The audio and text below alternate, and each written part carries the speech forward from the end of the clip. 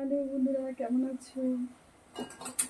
রান্নাঘরে রান্না করতে করতে কথা বলতে মনেই থাকে না। আজ একটা লাল শাক বসিয়েছি, শাক ধোয়া অবস্থা দেখাবো না, বসিয়ে দেখাচ্ছি তোমাদের।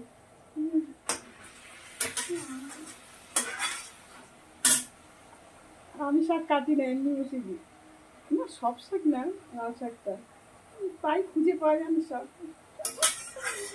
অনেকে ভাববে কি রে বাবা, গোটা গোটা খাচ্ছে।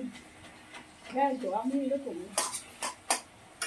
কিন্তু আমি যখন শাকটা রান্না হয়ে দেখবে বোঝাই যাবে না কিছু। শাক হচ্ছে ছেলের ডাল দিয়ে আলু ভাজা দিয়ে ছেলেকে ভাত দিয়ে দিয়েছি। ছেলে পড়া আছে, পড়তে যাবে। মাছের ঝোল আছে, আর কতটা মাছের ঝোল হয়েছে কালকে। জ্যান্ত মাছের না পাতলা ঝোল করেছে, কি টেস্ট লেগেছে কালকে খেতে। মাছটা একদম জ্যান্ত লাফানো, রুই মাছ। অন্য কোনো মাছ খাইনি। আদা জিরা বাটা দিয়ে করেছি, টমেটো দিয়ে, যা হেভি হয়েছে ঝোলটা। আর আগে আবার একটু মাছের ঝোল পাবো, সত্যি হেভি হয়েছে।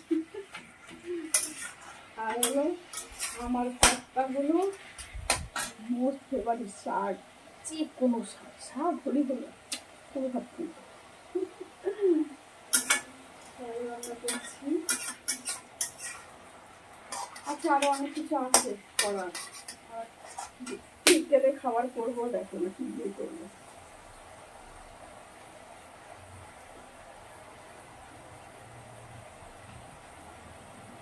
কাজু, ক্যাপসিকাম, এগুলো রাখছি। 3টে ক্যাপসিকাম দিচ্ছি, বলি অল্প করে, অনেক 3টে ক্যাপসিকাম দিচ্ছি।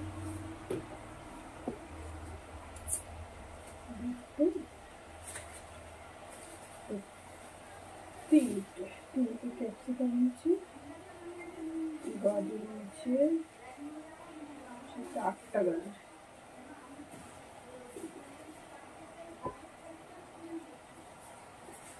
এটা হবে বিকেলের ডিশ। বিকেলে দেখি কি খাওয়া হয়।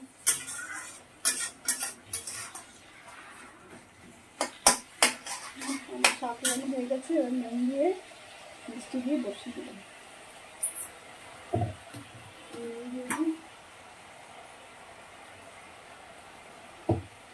মনে থাকে না, একবার জায়গায় দুবার নুন দিয়ে দিই, মিষ্টি দিয়ে বসিয়ে দিলাম।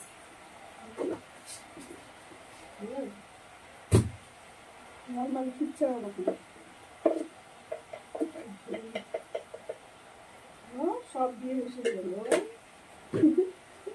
না, আবার মিষ্টি মিষ্টি দিয়ে বসে দিল। হ্যাঁ,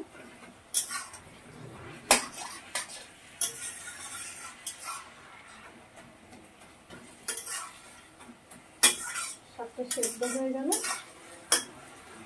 একদম পুরো কাদা হয়ে যাবে, কারণ কিছুই পাওয়া যাবে। অনেক কাটাকুটি বাকি আছে, এখানে রান্না অনেক ঝামেলা বাকি আছে। টাটা।